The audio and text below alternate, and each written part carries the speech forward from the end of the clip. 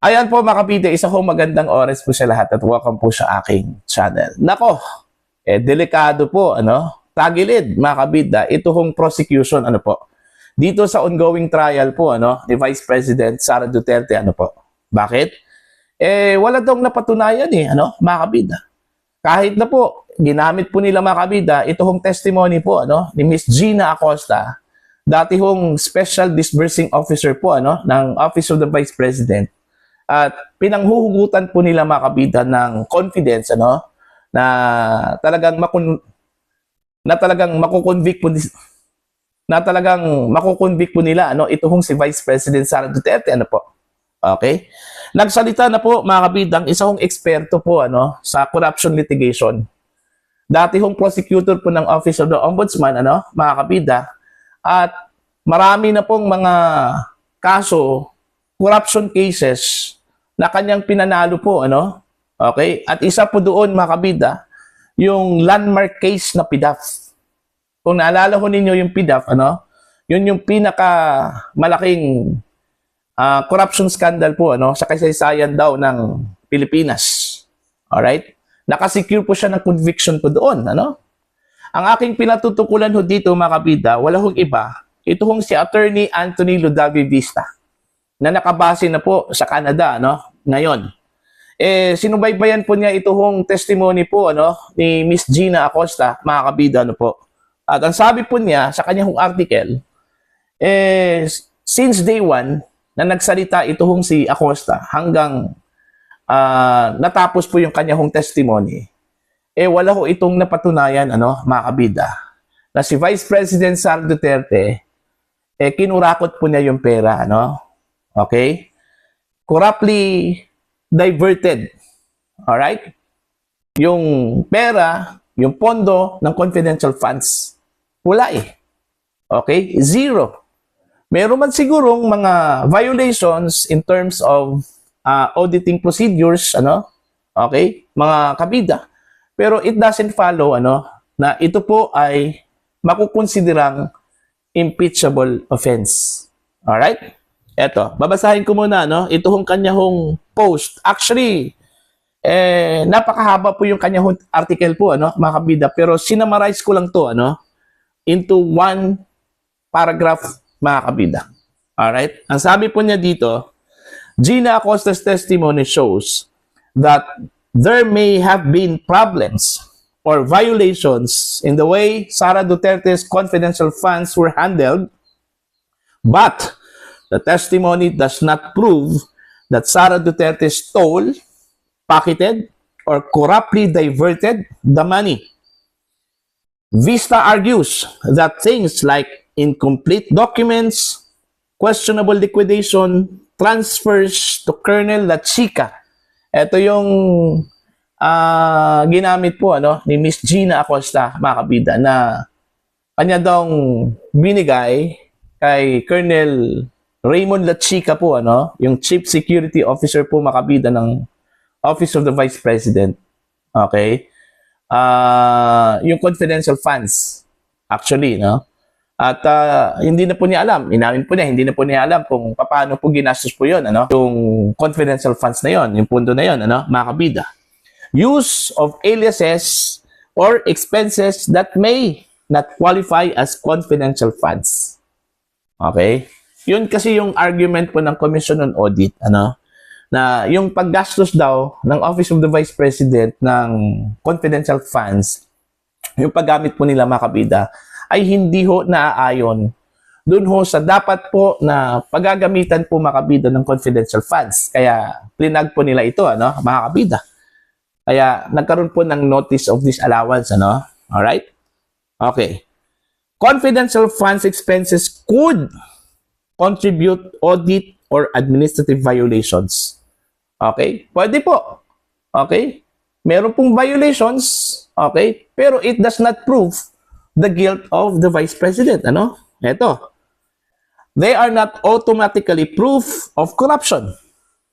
So, ang article po, mga kabida, ni Attorney Vista, ang central message po dito is, there may be violation in the handling of the funds, But Acosta's testimony alone does not establish corruption by Sara Duterte. See? Ang nagsabi na po niyan, eksperto po sa corruption litigation, mga kabida. Okay? Merong guts. Meron pong sinasabi, may record. Okay? Ito hong si Attorney Vista, mga kabida. Eksperto po sa corruption litigation. So, hinimay-himay po niya yung testimony po ni Acosta kung meron bang bigat. Sad to say, walang bigat, mga kabida. Yun pa naman yung pinanghuhugutan po ng prosecution, mga kabida. Tuwang-tuwa po itong prosecution, nang isinalang po nila, mga kabida, itong si Gina Acosta. Akala nila, mga kabida, jackpot na. Okay? Dahil malinaw daw dun ho sa testimony na yung paggastos daw ng confidential funds ay hindi ho naayon doon ho sa accounting rules and regulations, mga kabida. Oo, aminado po si Attorney Vista na meron hong violations, pero sapat na ba yun, to convict the Vice President? Okay? At automatic ba yun, mga kabida, na nagkaroon po ng corruption, They need evidence. Okay? Kailangan pa ng mga ebidensya po, mga kabida, kung yung pera na yon, okay, mga kabida, binulsa ba, ginamit ba ni Sara Duterte, mga kabida, para ho sa sarili ho niyang kapakanan po, diba? Kaya nga, kailangan ho yung testimony po, mga kabida, ni Colonel Raymond Lachica, para malalaman po natin doon kung ang perang binigay po ni Acosta sa kanya, binulsa ba ni Sara Duterte, mga kabida? Kaso lang tila malamig po, itong prosecution. Nakunin po sila Chika po, mga kabida, bilang witness, Nagsalita na po si Prosecutor Joel Chua. Okay? Hindi ho siya pabor po doon, dahil makakagulo lang daw, sila Chika sa kwento ni Miss Gina Acosta, mga kabida. Mas pinanghahawakan pa po nila yung testimony po ni Acosta kaysa dito ho kay La Chica na meron pong alam, mga kabida, at siya po ang merong tanging alam, kung paano ho ginastos yung pera na yon. Diba? Mismo ang mga abogado po nagtataka, bakit ayaw po nilang isalang si La Chica, mga kabida. Kasi si La Chica kasi yung meron hong dalang napakalaking impormasyon po, mga kabida, na pwede hong i-connect sana ng prosecution sa testimony po ni Acosta. Pero tila takot po sila, mga kabida. Dahil baka naman po kapag isasalang po nila si La Chica, baka magpasabog po ito na makaka-discarril, doon ho sa narrative po ng prosecution, mga kabida. Imbes na mananalo na sana, matatalo po, Dahil posible hong i-contradict po, nila Chika yung naunang statement po, mga kabida ni Acosta. Alright? Baka sasabihin po doon nila Chika, eto naman, intact naman yung pera, Baka naman po, mabulaga itong prosecution. Eto naman yung pera, dito naman po napunta. Okay? At posible po, meron po siyang idadawit na opisyal, mga kabida, na binigay ko itong pera sa kanya, kabilang po siya sa mga beneficiaries, see? Patay kang bata ka, Yun yung dahilan kung bakit takot itong prosecution na ipatawag itong si La Chica, mga kabida. Baka naman po, makakagulo lang po ito, mga kabida, sa narrative po, ng prosecution na talagang meron pong ginawang violation si Sara Duterte sa confidential funds. Actually, hindi naman talaga disputable yun, dahil sabi ng COA, meron hong violations. Violations, totoo yun. Okay? Pero, gaya na sinabi po ni Attorney Ludalvi Vista, mga kabida, sapat na ba yun, para sabihin na meron pong corruption na nangyari? Sapat na ba yun? Para sabihin po, mga kabida, na may ginawang impeachable offense si Sara Duterte? I don't think so. Okay? Kaya nga, sinabi ko po, tagilid dito, delikado po dito yung prosecution, mga kabida. Kung ang kanilang pinanghahawakan po pinanghuhugutan po ng kanilang confidence na makukonvict po nila si Sara Duterte yung testimony po ni Acosta. Dahil unang-una po, bitin po ang testimony po ni Acosta, mga kabida. Okay? Bitin po eh. Kasi kumbaga ang kanyang sinabi lang po dito na nirelease po niya yung pera.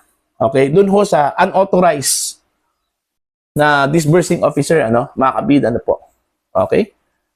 Diba? Pero sapat na ba yun? Para i-convict ang vice presidente, mga kabida. Diba? Oh. Alalahanin po ninyo, sinabi po ng Korte Suprema, to convict an impeachable official, mga kabida, kailangan ho ma-establish yung bad faith. Okay? Ano po yung bad faith? Binulsa ba yung pera?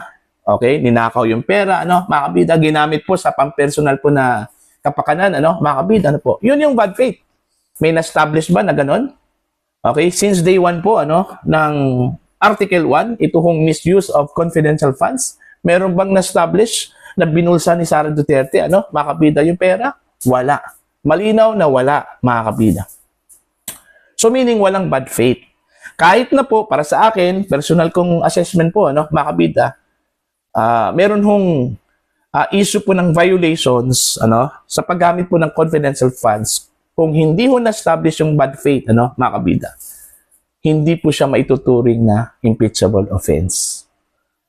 Alright? Unang-una po, malinaw dun ho sa mga testimonies previously, mga kabida, ng mga witnesses na ang pera napunta dun ho sa pangbili po ng gamot, pagkain, hindi po para kay Sara Duterte, hindi po para sa pamilya ni Sara Duterte, kundi para sa mga tao, mga kabida.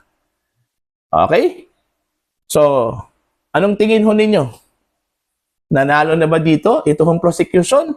O tagilid po, mga kabida? Yung kanila hong kaso ho dito against Vice President Sara Duterte. Para ho sa inyong opinion at pananaw po, please comment down. Sa mga hindi pa po subscriber po sa aking channel, please subscribe. Just click the subscribe button, click the notification bell, click all para updated po kayo mga kabida sa aking mga uploads. Maraming salamat po sa inyo lahat.